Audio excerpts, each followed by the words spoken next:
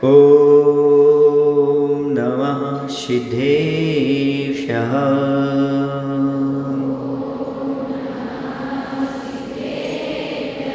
ॐ नमः सिद्धेभ्यः।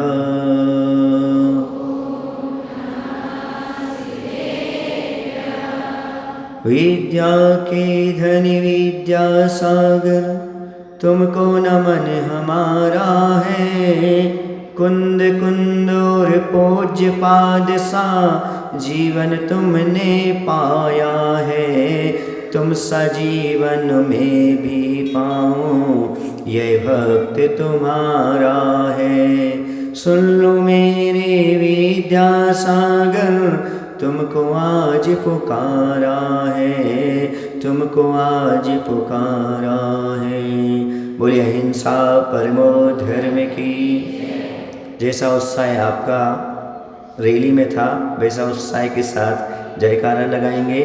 देवाय श्री शांतिनाथ भगवान की, आचार्य गुरुदेव वंश श्री विद्यासागर जी महाराज की, आचार्य समय सागर जी महाराज की।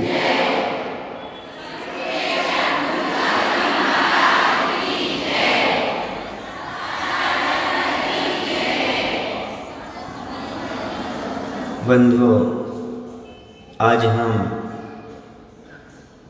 ऐसे महान आचार्य का समाधि दिवस मनाने के लिए बैठे हुए हैं, जिनसे जैन ही नहीं जैनेतर संपूर्ण देश को कुछ ना कुछ उपलब्ध हुआ है। आचार्य भगवान तो ऐसे संत रहे जिनके माध्यम से सभी लोगों को धर्म का ज्ञान प्राप्त हुआ। चाहे वह राजनीति पद पर बैठे हों, चाहे वह कोई धर्मगुरु हों, चाहे सामाजिक कार्यकर्ता हों और चाहे किसी संस्था से जुड़े हों, चाहे दया परोपकार का काम कर रहे हों, वह सब आचार्य भगवान से प्रभावित हुए और उनके मार्गदर्शन में उन्होंने अपना कार्य किया। इसलिए आचार्य भगवान तो मात्र जैनियों के नहीं बल्कि जन जन के संत रहे। उन्होंने सतलगा की भूमि में जन्म लिया, कर्नाटक में, लेकिन मध्य प्रदेश में जाकर के उन्होंने अपना साधना का केंद्र चुना और कन्नड़ भाषी होकर के भी सारे देश को हिंदी भाषा में प्रवचन देकर के सबको उपकृत किया।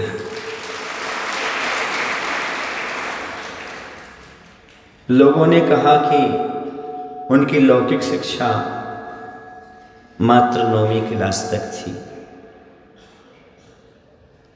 फिर आखिरकार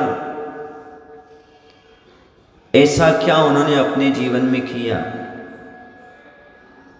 आज उनकी मूक माटी पर लोग पीएचडी कर रहे हैं। अच्छे पढ़े लिखे एमटेक इंजीनियर्स, सीए और बड़े बड़े पद पर बैठने वाले व्यक्ति आज उनके चरणों में आकर के व्रत ले रहे हैं, संयम ले रहे हैं और मुनि बन करके अपना आत्म कल्याण कर रहे हैं। इसके पीछे लॉजिक क्या है? तो ध्यान रखो, विशेष ज्ञान की उपलब्धि यदि होती है तो शुद्ध चारित्र का पालन करने से होती है। आचार्य भगवंत बड़े 9वीं पास थे, लेकिन उनका चारित्र इतना शुद्ध था कि उनका ज्ञान आज विश्व में प्रसिद्ध हो गया। इससे सभी युवा युवतियों को, विद्यार्थियों को एक शिक्षा मिलती है और शिक्षा लेनी चाहिए कि मात्र पढ़ने लिखने से ही ज्ञान की वृद्धि नहीं होती, बल्कि ज्ञान का विकास शुद्ध सदाचार का पालन करने से होती है। जो निरंतर सदाचार का पालन करते रहते हैं, उनके ज्ञान की वृद्धि अपने आप होती चली जाती है। इसलिए ज्ञान की वृद्धि यदि चाहते हो, अपने जीवन का विकास चाहते हो, तो अपने जीवन में सदाचार को अपनाने का प्रयास करो। ये आचार्य भगवंत की जीवन से शिक्षा मिलती है। ज्ञान कम भी हो चल जाएगा, लेकिन सदाचार शुद्ध होना चाहिए, आचरण सही होना चाहिए। तुम दुनिया में जहाँ भी जाओगे आपकी जय जयकार होगी, आप पूजनीय हो जाएंगे। मात्र चाहिए तो एक सदाचार भरा जीवन चाहिए। उनके जीवन में, उनकी चर्या में, उनकी चर्चा में हमेशा सदाचार की बात ही झलकती थी। उनका सपना था जैसे हमारा भारत देश पहले सोने की चिड़िया था, आज भी भारत देश सोने की चिड़िया बनी। जैसे भारत देश को विश्व गुरु के रूप में स्वीकार किया जाता था, जितनी भी अच्छी अच्छी बातें थी, जो भी अच्छा अच्छा सच्चारित्र था, वो भारत से अन्य लोग सीखते थे। आज भी वही होना चाहिए। हम विदेशी चीज को ना अपना करके, भारतीय चीज को अपना करके हम आज ही विश्व गुरु के रूप में स्थापित हो सकते। आपको मालूम होगा, जो नई शिक्षा की तकनीकी बनी हुई है, शिक्षा नीति बनी हुई है, उसमें बहुत सारे सलाहकार थे, लेकिन जैन समाज का एक महान सौभाग्य है, यूँ कहें गौरव की बात है, उसमें आचार्य भगवंत को भी लिया गया था। नई शिक्षा पद्धति में क्या सुधार किया जाए, इसके बारे में आचार्य भगवंत का मार्गदर्शन शिक्षाविदों को प्राप्त हुआ है। ये जैन समाज के लिए बहुत बड़े गौरव की बात है। आचार्य भगवंत ने मात्र आध्यात्मिक क्षेत्र को ही नहीं चुना, उन्होंने राष्ट्र के प्रति चिंतन किया, देश के प्रति चिंतन किया, समाज के प्रति चिंतन किया, और जो हमारी धरोहर है, जिनालय आदि, मंदिर आदि, उनके बारे में भी बहुत कुछ किया। इतना ही नहीं, युवा पीढ़ी के लिए उन्होंने जो मार्गदर्शन दिया है, भूतो न भविष्यति। बच्चियों के कल्याण के लिए, राष्ट्र के उत्थान के लिए शिक्षा तकनीकी के माध्यम से जो आचार्य भगवंत ने प्रतिभा स्थली का आशीर्वाद दिया, वो तो युगों युगों तक जिन शासन जयवंत वाली बात है। यदि बच्चियां शिक्षित हो जाती हैं, बच्चे शिक्षित हो जाते हैं, तो समझो देश शिक्षित हो जाता है। कहते हैं आज का विद्यार्थी कल का देश का प्रधानमंत्री होगा, कर्णधार होगा। आज समाज का छोटा बच्चा आगे चल करके समाज का कर्णधार होगा। वह नींव आचार्य भगवंत के माध्यम से डालेंगे। ये सब आपके लिए सौभाग्य की बात है, क्योंकि आप जैनी हैं। गर्व से कहो हम जैनी हैं, और गर्व से कहो हमें गुरु विद्यासागर जैसे संत प्राप्त हुए। और सतलगा वाले तो और गर्व से कह सकते हैं, उनका जन्म सतलगा नगर में हुआ। ये और आप लोगों के सौभाग्य की बात है। दुनिया के मानचित्र में सतलगा का नाम अपने आप आ गया। क्यों आ गया? क्योंकि आचार्य भगवंत का जहाँ नाम आता है, वहाँ जैन धर्म का नाम आता है, और साथ में सतलगा का नाम भी अपने आप आ जाता है। वास्तव में आप लोग पुण्यशाली जीव हैं, इसमें कोई दो राय नहीं है। बार बार साधु संतों का पहुंचना वहाँ पर होता है जहाँ पर भगवान के 5 कल्याणक होते हैं। वहाँ पर साधु संत बार बार जाते हैं। भगवान का 5 कल्याणक हुआ, उस क्षेत्र को, उस भूमि को जाकर के और अपने मस्तक पर मिट्टी लगाते हैं। समझ आ रहा ना? लेकिन अभी वर्तमान में कोई तीर्थंकर का जन्म नहीं हुआ, लेकिन सदलगा वर्तमान के वर्धमान आचार्य भगवंत की जन्मस्थली है। इसलिए शायद मुझे सौभाग्य मिला कि मैं तीसरी बार सदलगा में प्रवेश किया, क्योंकि ये माटी पवित्र है, कण कण पवित्र है। क्योंकि जहाँ पर महान आत्माएं और सारे विश्व का कल्याण करने की भावना लेकर के चलती हों, ऐसी महान आत्माओं ने जहाँ जन्म लिया हो वो मिट्टी भी अपने आप में पवित्र हो जाती है, कण कण पवित्र हो जाता है। ये आपके लिए गौरव की बात है कि आप ऐसी भूमि पर बैठे हुए हैं जो वर्तमान के वर्धमान, जिन्हें लोगों ने तीर्थंकर भी कहा, जन का कल्याण करने वाले, आत्म कल्याण करने वाले, ऐसे महान आचार्य भगवंत को जन्मस्थली यदि कोई नाम मिलता है तो आपको सदलगा नाम मिलता है। आचार्य भगवंत का हमेशा एक उद्देश्य रहता था कि प्रत्येक गृहस्थ के लिए अपने कर्तव्य का भान हो, अपने ज्ञान का भान हो। आचार्य भगवंत कभी भी कह करके विहार नहीं करते थे। आचार्य से अनियत विहारी थे, अनियत आहारी थे। जो साधु की चर्या होती है उसके अनुसार ही, जो आगम में लिखा उसके अनुसार चलते थे। मैं आपको एक संस्मरण सुनाना चाहता हूँ। आचार्य भगवंत 1999 में जब मेरी दीक्षा हुई थी और दीक्षा होने के बाद पहला चातुर्मास होने का चल रहा था, उस समय आचार्य श्री जी नेमावर में विराजमान थे। चतुर्दशी नज़दीक ही थी। ये समझो 2-3 दिन बाद चतुर्दशी आने वाली है, जो कि चातुर्मास स्थापना का समय होता है। ये बात अलग है, पंचमी तक स्थापना चलती रहती है। चतुर्दशी लेकर के 5 दिन एक्स्ट्रा मिलते हैं। यदि साधु कहीं रुक जाते, रह जाते हैं, नहीं पहुंच पाते स्थान पर, तो 5 दिन एक्स्ट्रा रहते। तो कलश वगैरह आने को हो गए, सबको उम्मीद हो गई अब तो नेमावर में ही चातुर्मास होगा। और दोपहर में 2 बजे से 3 बजे तक मूलाचार्य की क्लास का स्वाध्याय हुआ। किसी को कुछ भी भनक नहीं, क्या होने वाला क्या नहीं होने वाला। क्लास के उपरांत मैं आचार्य भगवंत के पास ही बैठा था, तो आचार्य जी बोलते हैं, क्यों कुंथु यहाँ से इंदौर कितना होगा? अब सोचो, कोई उम्मीद कर सकता है कि हम उससे ऐसे ही पूछ रहे होंगे? हमने कहा आचार्य से लगभग 115 के लगभग होगा, और गोमटगिरी तक पहुँचेंगे यदि क्षेत्र पर तो 130-135 के लगभग हो सकता है। अच्छा, कोई बात नहीं।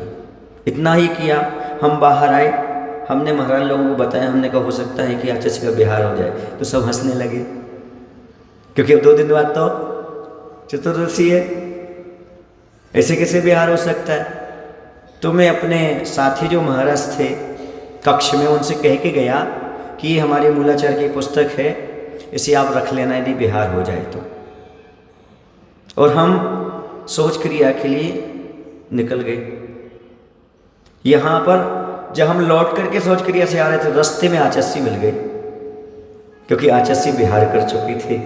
संग को भी बताते नहीं थे और आचार्य बिहार कर जाते थे। जब रास्ते में पहुंचे, हमने नमोस्तु किया, आचार्य कहते चलो कुंथु बिहार हो रहा है।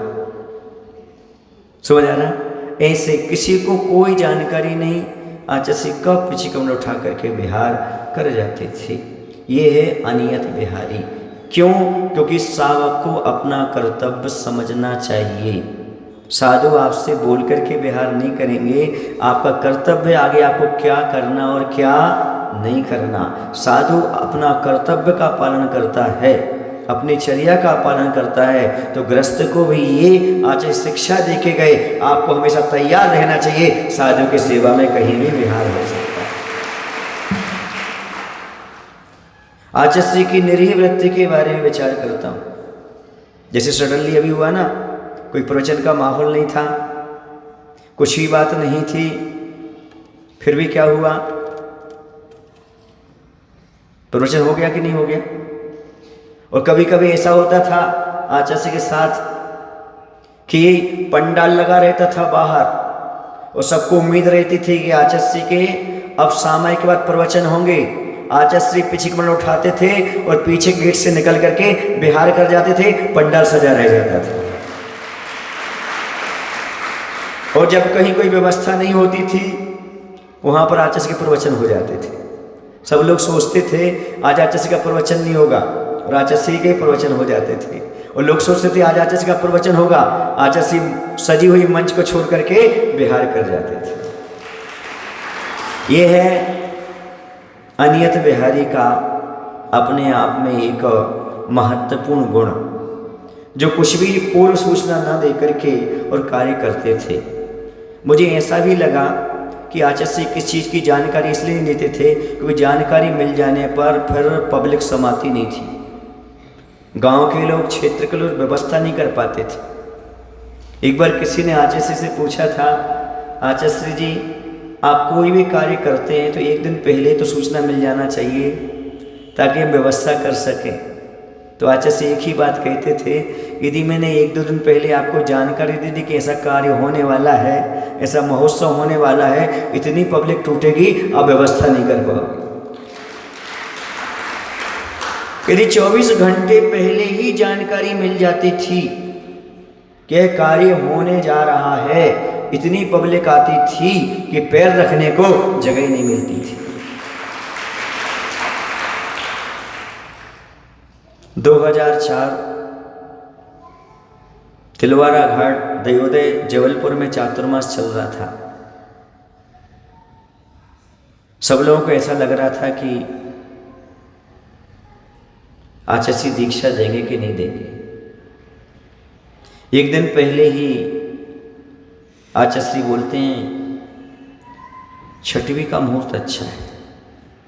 क्या बोलते हैं?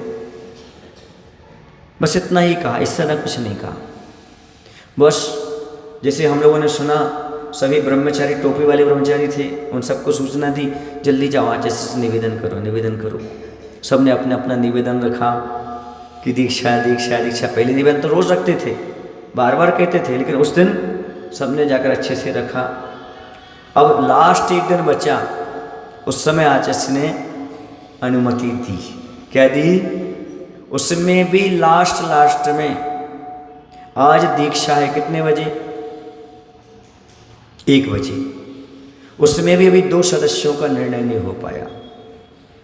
प्रातःकाल निर्णय हुआ, उस समय मैं भी वहाँ था मौजूद उस मीटिंग में, जहाँ पर 2 लोगों का निर्णय हुआ, एक अमित बुढ़ार का और दूसरा पवन, जिनका नाम बाद में रखा गया मुनि श्री विनम्र सागर और दूसरा नाम रखा गया मुनि श्री सहज सागर।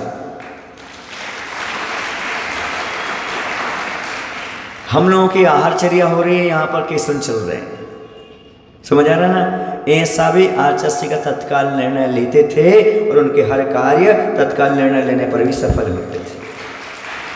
पहले से कोई जानकारी नहीं रहती थी, इतना तक कि मुनि संघ को भी पूर्ण जानकारी नहीं रहती थी। बाद में धीरे धीरे मालूम पड़ता था कि क्या कैसा होता चला जा रहा है। ऐसे ही आचार्य का बिहार, हर कार्यक्रम, और मैं कहता हूँ उनके हर कार्य रहस्यमय रहे हैं, इसलिए उनकी संलेखना भी रहस्यमय ही रही। क्योंकि यदि आचार्य भगवंत पहले से बता देते, इतनी भीड़ पहुंच जाती कि उनकी साधना में विघ्न हो सकता था। इतना आर्य का संग, इतने मुनि संग, कोई ठहरता क्या?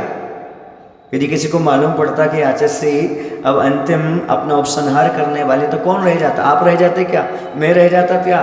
कोई रहने वाला नहीं था। और वहाँ पर इतनी भीड़ हो जाती कि वहाँ पर आवाज़ें आती, वहाँ पर सब दर्शन के लिए लालायित होते और वहाँ पर विकल्प उत्पन्न हो सकते थे, सावक को भी, साधु को भी और आचार्य भगवंत को भी।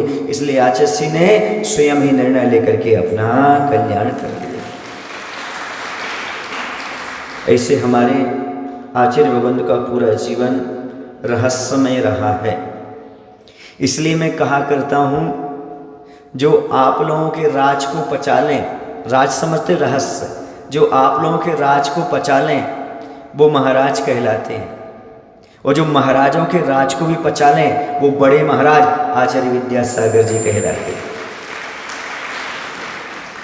जो सबके राज को पचा करके रखते थे, सारी चीज़ें वो कैसे अपने अंदर रखते थे पता नहीं, उनको सब जानकारी होने के बावजूद भी कभी कोई बात नहीं खोला करते थे।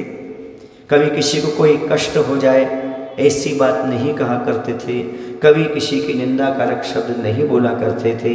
धन है, इसलिए तो गुरु महाराज अब जन जन के हृदय में विराजमान है। समय हो रहा है, आगे भी दोपहर का कार्यक्रम है। दोपहर में कलवस्ती में प्रवचन है। यदि ऐसे ही आपको आचार्यवंत के संस्मरण सुनना हो और उनके जीवन की कुछ बातें आपको जो ज्ञात नहीं है वह ज्ञात करना हो तो आप पहुंच सकते हैं। आपका कार्यक्रम उस समय शायद 2 बजे रखा है। बोले महावीर भगवान की जय। आचार्य देवों श्री विद्यासागर जी महाराज।